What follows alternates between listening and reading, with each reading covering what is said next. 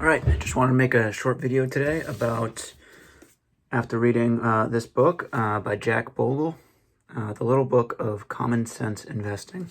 Again, Jack Bogle, the founder of the index fund, or the inventor, maybe you could say. Basically, this whole book is beating a dead horse again and again and again about how index funds are just the best thing to have all your money in. And I firmly believe that. I believed it before I read this book, and it's just further ingrained it into my head.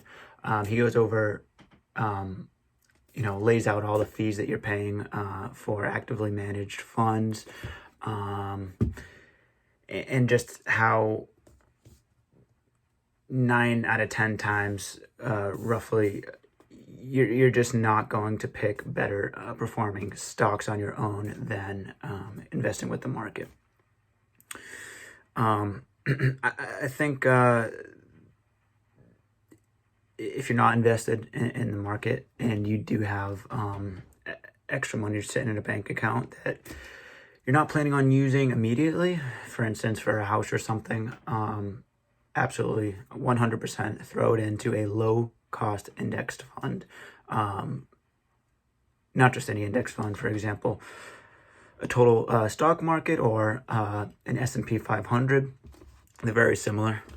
Total stock market is about 80% of the S&P 500. I think I might have said that backwards.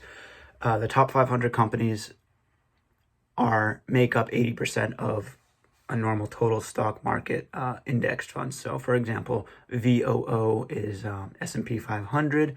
That's one that I invest in, and then is also I think it's SWTSX is a Charles Schwab total market index fund. They're both very low cost indexed funds, which you might be asking, even I was not so sure about, like, what do you mean? What does the cost mean about buying an index fund? And in this book, Jack Bogle goes into that. But basically, say for instance, a stock costs you 1%. So my understanding is that if you return 10% for that year, that's 1%. Now, it may not seem like a lot, but it really is when you start compounding interest years and years. I mean, over the long term, it makes, depending on how much money you're playing with, it tens of thousands, even hundreds of thousands of difference. So the lowest cost index fund you can get. Also now, I think basically every platform offers buying and selling stocks for free. I'm not really sure what that was called before, but of course Robinhood was the first one to do it, and now Charles Schwab, Fidelity, I'm pretty sure all of the major ones have you buying and selling for free. So back to what I was saying, 100%, I recommend anyone who has just cash laying around in the bank, not earning you interest, that money's just depreciating with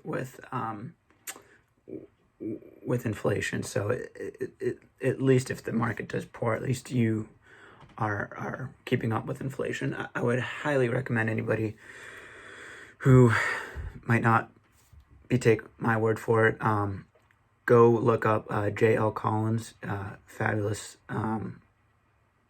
way of describing how the stock market works very simply, and gave me a lot of confidence to basically put all my savings into the market. I think upwards of 95%. I just don't keep anything in the bank anymore because there's really no point unless you have a big purchase coming up, like a house or something. Again, and in terms of a big purchase coming up, like a house, everybody's lifestyle is different. I'm kind of towards minimalism and fire, and maybe even digital nomadism one day. So I'm not really trying to buy a house right now. I'm trying to, keep my possessions low, and there's really no better passive income stream off the top of my head that I can think of, other than the interest and dividends that you get from investing in the stock market. You're literally making money as you sleep, as you go drink a coffee in a cafe, etc. So if you can lower your spending, that automatically raises your savings. And the more savings, you can buy more indexed funds, and you'll have more passive income. And the fact that you'll have more passive income combined with the fact that you've already lowered your spending quickens the rate at which you can reach FIRE. And if that was confusing, I highly recommend looking into Mr. Money Mustache. There's actually a lot of YouTubers and blogs talking about this subject. So in terms of personal finance, I full-heartedly agree with index fund investing, financial minimalism, the FIRE movement, digital nomadism / geo arbitrage, all these things. If you're finding this video, you probably already know about these things, but for the 1 or 2 people who might see this video and not know anything about any of these subjects, I highly recommend you to take a deep dive. And it's not just about finances too. It can also be very philosophic about your values, what really matters. So like Tim Ferriss kind of has a lot of cool interviews about things like this. Like, people in this movement might seem to be very, very concerned with money, but it's actually the opposite. It's many people value time and experiences over having money and things, like to be opposite of superficial. So where was I going with that? I'm looking to buy time, essentially. While I'm still young, I want to live my best life and not have to wake up an alarm clock every day and go work for somebody else and not have control over my time and what I want to do. So I'd rather have just enough money for food, basic accommodation, and just the basic things I need to be happy. And for me, that's not much. I find a lot of pleasure off of reading. I probably have way too many books, but books aren't that expensive. I mean, you can get a lot of value off of books. So good food, good friends. Life does not have to be expensive to be beautiful and great and rewarding.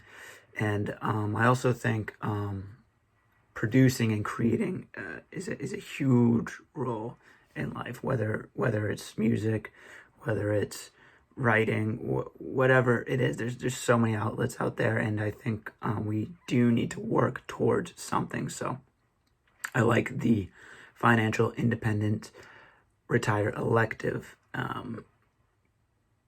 over the retire early thing, because we all need to climb that hill, right?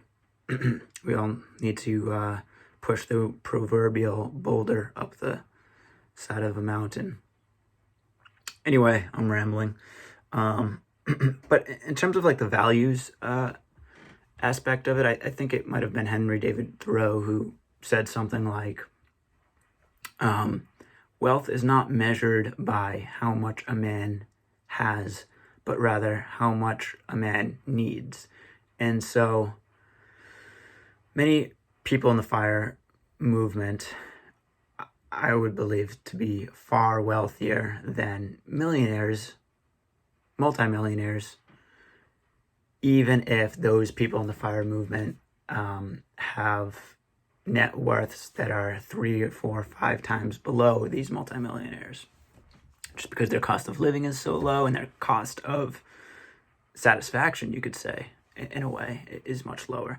And so they're able to reach that satisfaction easier.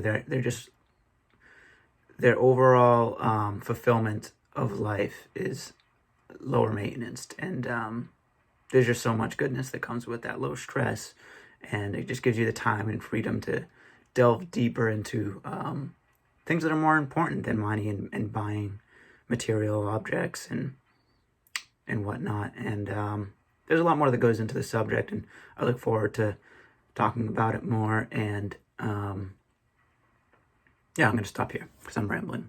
Goodbye.